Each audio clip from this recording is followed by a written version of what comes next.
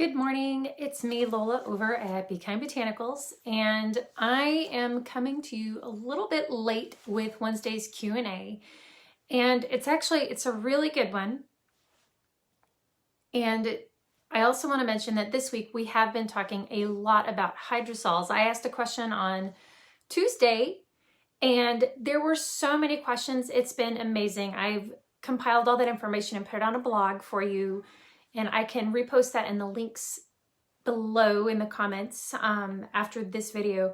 But I also wanted to address this question because it came to us late yesterday, and it's, like I said, it's a really good question when it comes to understanding the differences between hydrosols and knowing whether you've got a quality hydrosol or not.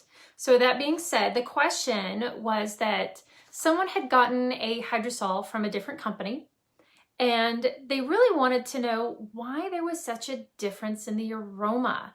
Well, there's a lot of reasons for that. And it really depends on a lot of different factors. And there can be major differences between hydrosols that are distilled for that purpose, which I did a video on Tuesday, or those that are obtained as a byproduct of essential oil distillation. So that alone can create significant differences. You always want to make sure when you're buying a hydrosol that it is a hydrosol that has been produced for the purpose of being a hydrosol. The other reason that it might be different is because maybe the hydrosol water has been cohobated or recycled throughout the entire distillation process, which often occurs for essential oils. And when that happens, the more times that hydrosol is filtered back through the plant material to provide more essential oil, the less volatiles that hydrosol is going to contain. A lot of times those aren't sold, but sometimes they do make it onto the market, and they're really not the product that you think you're supposed to be getting.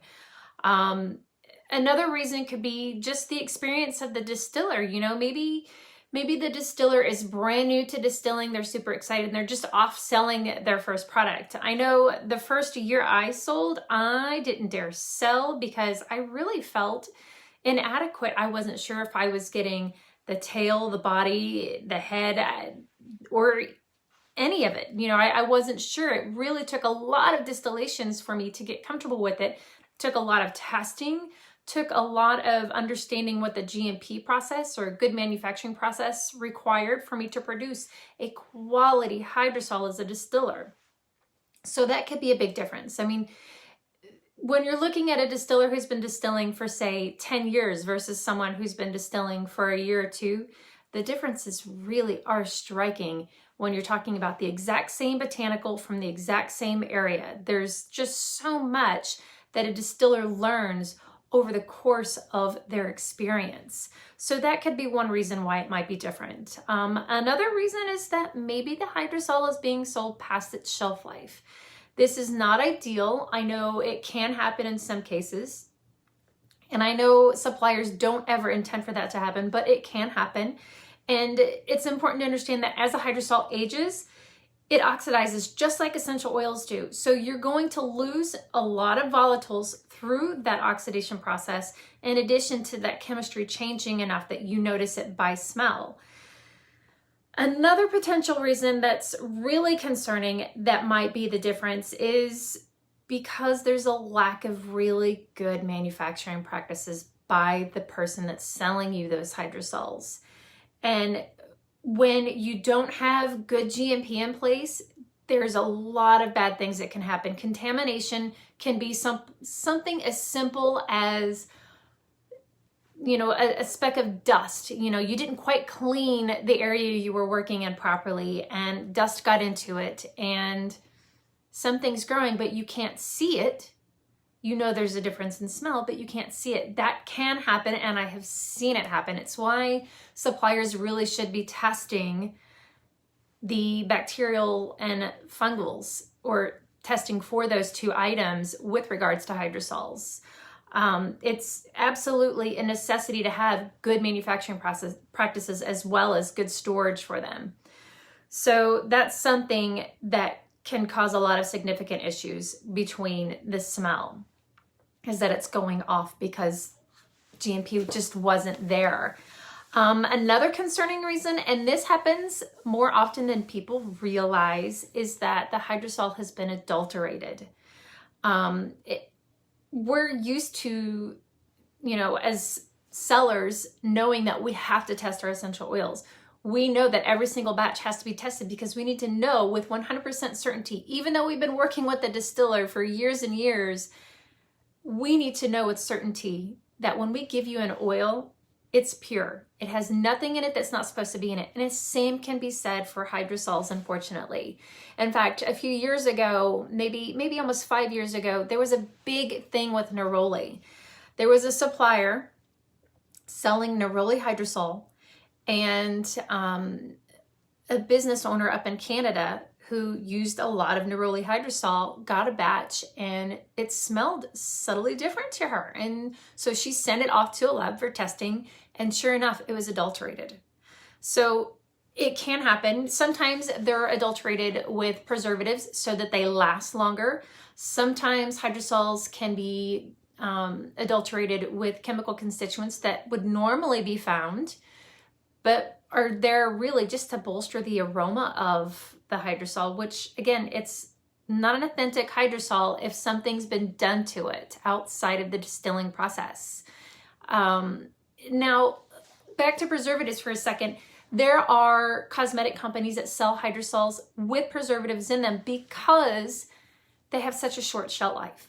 And they want to make sure that the brands that are using those ingredients to make lotions and things have an adequate shelf life and are utilizing them for the purpose of making cosmetics. So that's a little bit different than what we're talking about with regard to hydrosol use for aromatherapy purposes.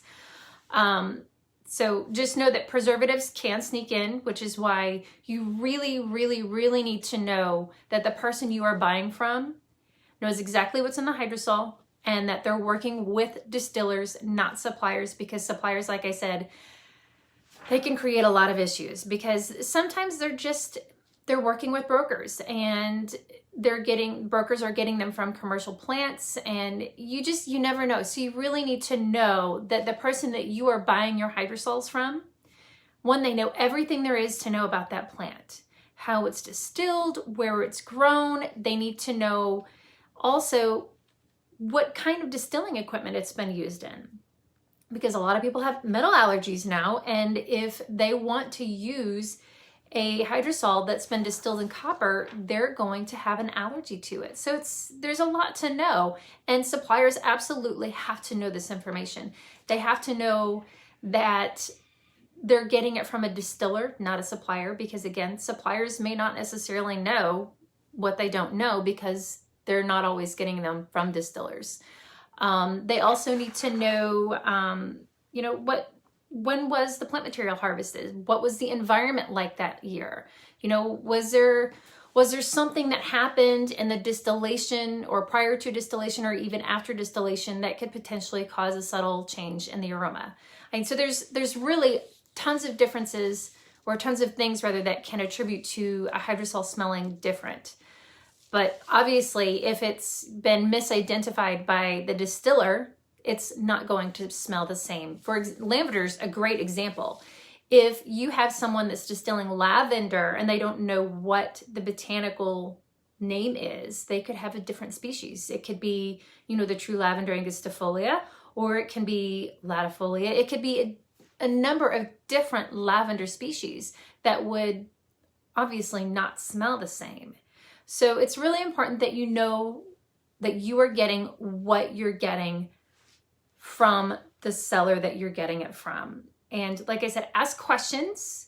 It's okay to ask your seller if they're getting it from a distiller or a supplier. It's okay to ask if they have, what their GMP looks like. It's okay to ask if they've ever had their hydrosols GC tested. I know it's very, very expensive, and for 1 year shelf life, it's somewhat unreasonable, but in a lot of cases, the distillers will have taken that step, and we can get that information. So it's, like I said, just ask questions and keep asking questions because there really is so much to know when it comes to hydrosols and essential oils. And the more your seller knows, the more confident you're going to be that you know what you're getting. All right, so hopefully I have answered that question. And if I haven't, keep asking more questions because I want to make sure that I give you the information that you need. All right, I'm hopping off. I've got quite a bit going on right now, and I hope you guys have an amazing, thankful, aromatic Thursday. Bye-bye.